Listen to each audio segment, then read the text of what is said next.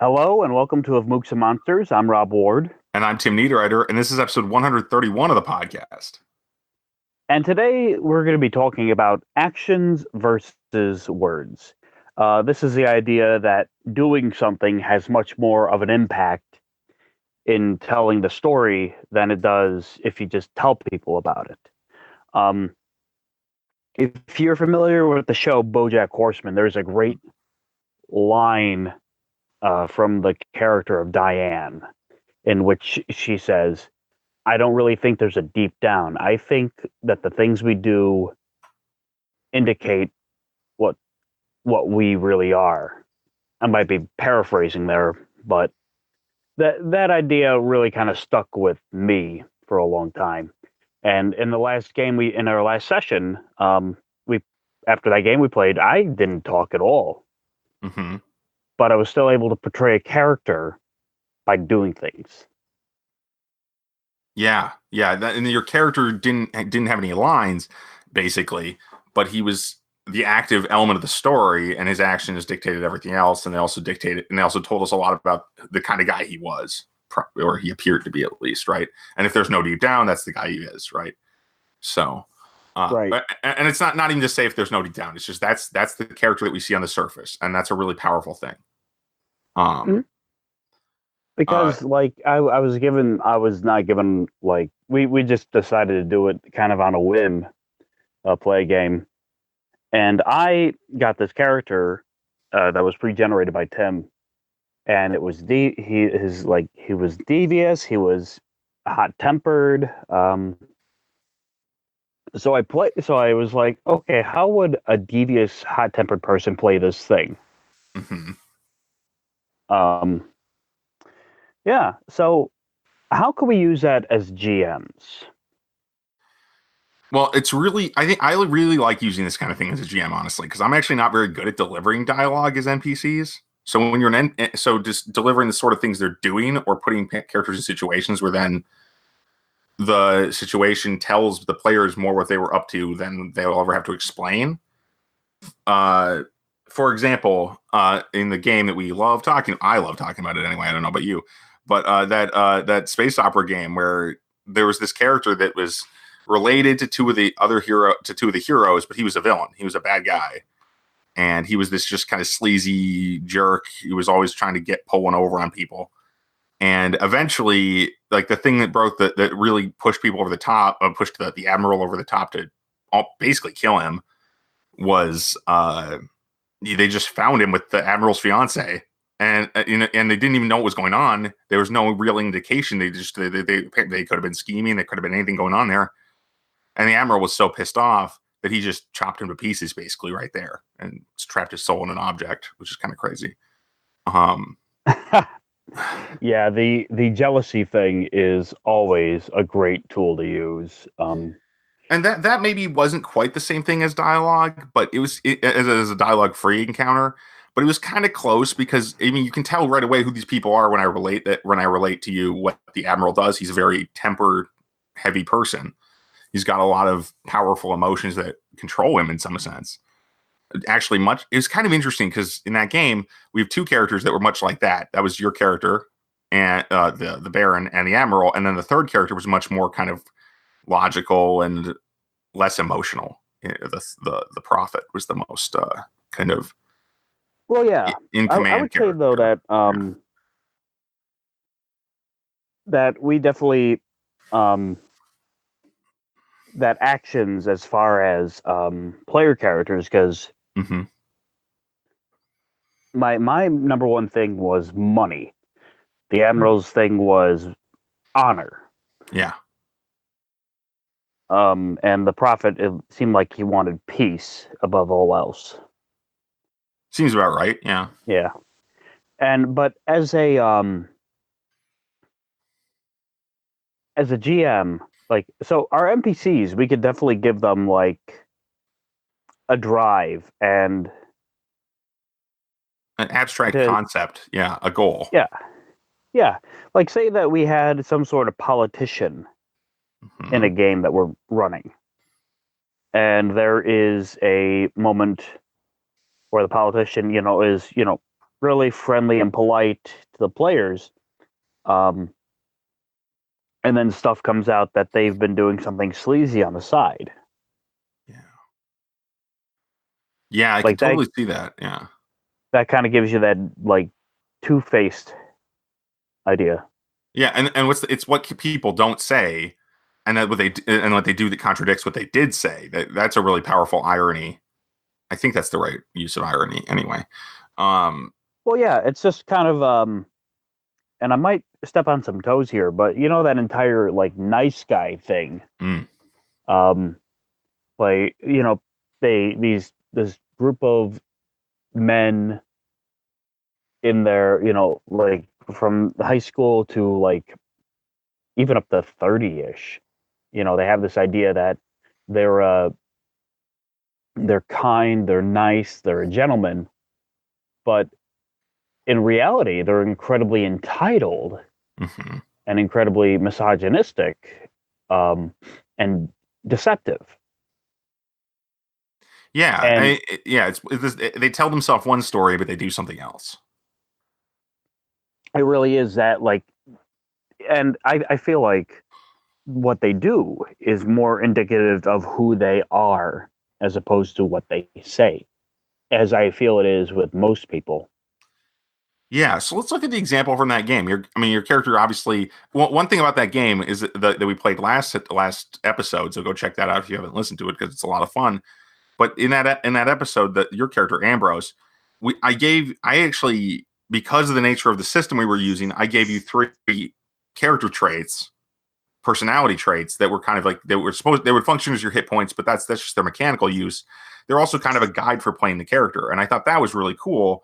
That's when I saw, because I actually got that out of another system, the Lancer beta system, the Lancer Hmm. mech system that I adapted to make for this game. And I don't think Lancer was ever published. I'm not sure though. I've never seen the full version of it, but it was very much the inspiration for the kind of RPGs I'm tinkering with right now. But the core there is that you go through these character traits, and they do inform how you play the character, because just having that on your character sheet tells you this is the kind of character this is. And then, but how that comes out is really up to the player, and I think that's Hmm. really cool. In your case, in that last game, the character was definitely very. I mean, the cunning was up there. It was really high cunning, and he Yep. was also very carefree with the lives of other people. And that's Hmm. the two things that stood out the most to me. The thing that really stood out for me was that most of the entirety of the time I was inside of a mech Hmm. operating a machine. And I could say that you could even go one step further and you can determine what the leadership is of a company or like a city state or some environment, just by determining who's in charge. Mm. Yeah. Because a city that's been run by a machine like Chicago is a lot different than um, Minneapolis. Right. To use the Um, most local examples of big cities. Yeah, basically. yeah, yeah, or like a very touristy city like Orlando is a lot different than Omaha, Nebraska. Yeah. Yeah. And So, the people that are in charge and taking it in certain directions is what is it could really just show. You want to show like the people that run this city are very um, corrupt. What would a city that looks like that? yeah. No, that's a It really probably, good point. Yeah. yeah. Or like it's a company you have. Say that you have this you have this evil company in your game, and you want to portray them as kind of evil. Um, what they do as far as treat how do they treat their employees? How do they do business with other companies? How do they enforce their will into when they want to open like a front or a store somewhere? Yeah. That really makes sense to me, because it's kind of like, and it's how they do it, because if a company is moving in, they use mob style tactics to some degree. Like they're forcing out smaller companies and stuff, and they're Hmm. just gradually taking apart their competition to make a monopoly or whatever, versus if they're a little mom and pop joint that doesn't really care about the competition so much, they're just going to do the best job they can. Those are both companies most likely, and they're completely different. Oh, absolutely. And it's probably, and I think, I mean, I keep going to the abstract, even though we're talking about the concrete details. That's really the cool part about this. But my mind went to the part where if you know what the goal of the company is, or the goal of the nation, or the goal of the leader, you can tell what their methods are going to be to some degree. Oh, yeah. You know, they can tell what methods will be acceptable to them at least. So, like in the game, your guy is this kind of commando guy, you know, in the mech, and everything was fair game to him. Basically, he was going to do whatever it took to accomplish his mission and get out alive. I could tell that right away when you started with your first action in that game. Basically, your first significant action where you, bombarded the planet with debris. Yeah. And that is kind of cool because that's a good story point where early on the character does something that you realize defines them, and that just worked out very well in that particular case. But I guess what I'm trying to get at here is some simple things can really tell you. I mean, yeah, dialogue can tell you if a character's polite or not, but what they do can tell you if they're good or not. I mean, that's almost the difference, I'd say. You know, sometimes you need dialogue to communicate certain things, but the idea of what's actually in a person's goal and their deeper motive and method, those things are basically wrapped up in how they do stuff and what they choose to do. Yeah. And I agree with that quite wholeheartedly, because we've all known like that person that was, you know, so like smiley and nice on the outside, but, you know, it was really, you know, talking crap behind everyone's back. Yeah. Or the classic, I mean, I know this one from both the inside and the outside, the depressed person who usually tries to put on a face that's more entertaining. I mean, I don't do that. I never did that much. If I'm really down, I'll be grumpy, and that's just how I am. Yeah. But there's some there are some people out there, you know, especially the comedians and the actors and people like that who are like, well, they know how to make people happy or make people satisfied with their interactions with them, and they're going to do that all the time. And that's where it becomes then you can have the irony, the dramatic irony of they know that they're not feeling well or they're down in the dumps, but their way of dealing with that is to be nice to people and be energetic and stuff. One of my favorite like character tropes that I've seen is the one called the jerk ass on TV tropes, the jerk ass with the heart of gold. Where, you know, you have a really kind of a grouchy, you know, prickly character that's actually got a really big heart. And the prime example for me is, did you ever see Finding Dory? No, I didn't. Okay, they have this octopus in the thing, and, you know, he's trying to get in. He does not want to be released into the wild, and he's kind of pairs up with Dory and trying to, like, you know, get her place in the aquarium or something. It's a bit hard to explain, but, you know, every time like there's somebody needs help, he bitches about it, he complains about it, he's like, all right. There's this great line he says where it's just like, Dory's just like, you have 3 hearts. No, I have no. You're incorrect. I have no hearts. And, you know, just this really prickly character. But in the end, he always ends up helping. He might, like, you know, kick and scream going about helping things, but, you know, he never flats out refuse. He's just like, fine, I'll do it. Yeah. Because, you know, deep down there's like a heart there. Yeah, that's a good example, I think. And that's a great way to, and that kind of contradiction makes a character really interesting very quickly. You know, I think that's one of the best reasons to do the contradictory character, because everyone has contradictory traits in real life. You know, we have things that we believe and we have things that we do that go against those things to some degree or other. Yeah. But we also have, but it's also one of the other advantages, like we encountered this in the last session too. One of the advantages of doing characterization without a lot of talking, a lot of dialogue, is that your character becomes kind of well, it's faster to characterize that way. Is really what I'm trying to say.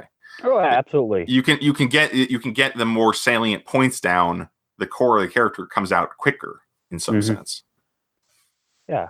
I'd say real quick, let's do because we're running a little lower on time.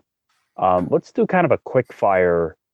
Um, let's get some sort of motivation or personality and try to portray that through a lens. So Sure. let's say, how do we make um, a farm? Mm. Um, how do we make a farm like strict? Okay. Give the impression that this farm is strict. Yeah, or things are run in a very strict way, Okay, or whoever's in charge. that's a good idea because it seems like a little bit challenging to me because but there could be, I mean, obviously there's something about the timing could be very precise, these Hmm. depending on the kind of farm, like, you have to milk the cows at this time every day or whatever, and the workers are afraid of their boss, so they hop to it. They don't and they don't delay ever. They're Hmm. never late. That'd be one way of showing that. Yeah, and maybe there's just things like maybe notes around, Yeah. little micromanagey things here and there. Oh yeah, and they're well organized too. They're not just like scattered on a board on the wall. They're like Yeah. there's like categories or something. Hmm. Like Yeah, people have certain jobs that they do on certain days. yeah, yeah. Yeah. No, that's a pretty good simple example already. I mean, we get the idea. I mean, I'm kind of getting the idea this farm feels like a prison to the employees. So there's or almost like a prison. They're like stuck there working all day, and they're Hmm. maybe they're encouraged. They're told when they're join up. I mean, this is telling, but it's still a detail that would show something else. They're in the manual. It says, if you find somebody sneaking supplies or something, you turn them in right away, and we'll give you a reward or something. Yeah. Yeah. Maybe there's like a certain There's a policy there. yeah, like certain policies or um yeah, yeah, just like no wearing like offensive clothing, no wearing Oh yeah. All uh uniforms. The farm is uniforms. maybe. Yeah. Huh. Yeah. Well, what do you think, Tim? Do you think we should wrap this up? Yeah, I think so. I think it's been good though. And this is an interesting subject, and I think we could go back to it at some point if we have any more inspiration about it. But it's been fun. I think Yeah, we said some good stuff. sure. Well, this has been the Mooks and Monsters. You can find us at mentalcellarpublications.com. Email us at podcast@mentalcellarpublications.com. You can follow me on Twitter. I'm at StayChat. Tim's at TNeedleWriter. You can also like our Facebook page. You could also like Tim's Facebook page of Tim Talks, where his other um, podcast is that will like post up once in a while. Yeah, it's a And group actually. It's a Facebook group, but you can yeah, join that. Yeah. you can join that and see what we're up to. And we were hosted by Lipson. Thanks for listening, everybody. Have a good week.